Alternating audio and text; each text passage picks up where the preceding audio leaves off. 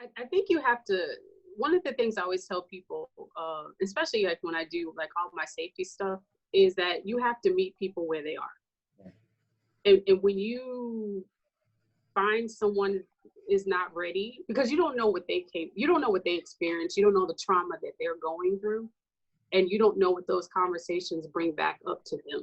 So when you meet people where they are, then you say, well, I see, I mean, and just saying, I see that this makes you uncomfortable. I'm sorry. If you ever feel as though you'd like to talk about it more, I'm here and I'm available. And then, as they say, keep it moving and find somebody else to talk to. And, you know, just be open, because everybody's not willing to talk about these issues, only because they've seen other people. I mean, they've seen people lose their job. They've seen people get hurt. They've seen people with adverse effects, and people are like, okay, am I going to be next?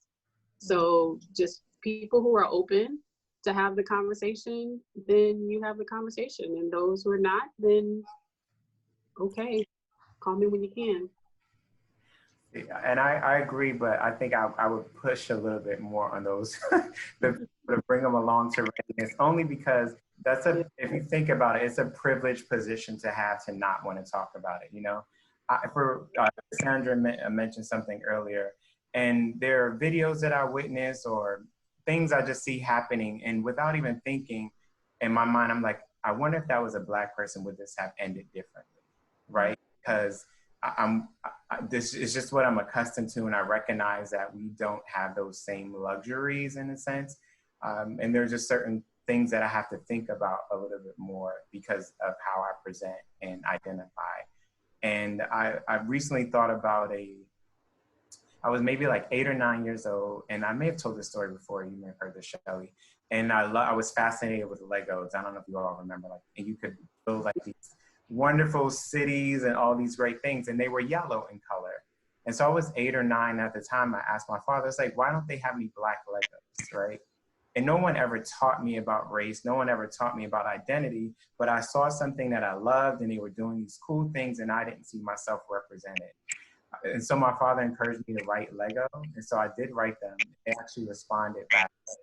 And they told me that the yellow was just the color of Legos, but it was absent of race. And bring that story up to showcase that even when I was not fully formulated any thoughts or ideals on race and racism, I still recognized that I wasn't represented in something that I enjoyed doing. And I think at an early age, my father taught me to ask questions.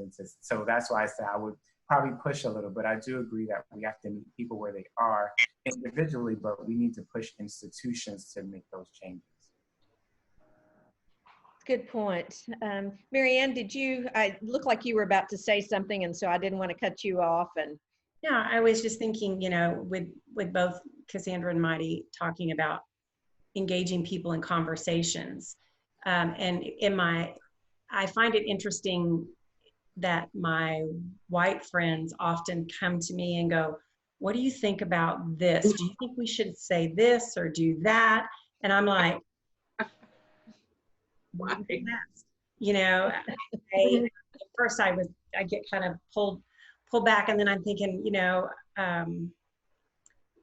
yeah, it's very different. You know, they look at me a little bit differently and expect me to have an answer so that they can be politically correct when they're addressing African Americans, people of color. They want me to tell them, and I'm like, I can't tell you to do that. You need to go talk to them. So. Thanks for watching, and remember to subscribe.